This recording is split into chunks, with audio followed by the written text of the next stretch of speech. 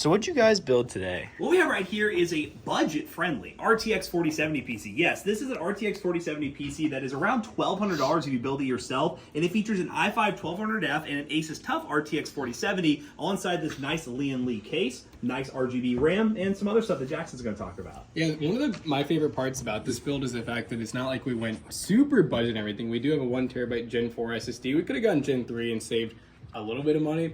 On top of that, we did go with 32 gigs of 3200 megahertz RAM, which, you know, you could go with 16 and probably get somewhat similar performance, but we still had a little bit of an upgrade path and future in mind with this $1,200 budget. So we really think this is probably one of the best bang for buck 4070 builds out there, but make sure you watch the Toasty Bros video to find out if it's actually that good. So yeah, go subscribe to the Toasty Bros main YouTube channel if you want to see the full benchmark and build of this PC, but it's looking like it's going to be a good one. So be sure to check that out and all other build guides, and head on over to PCBros.tech as well if you want a gaming PC.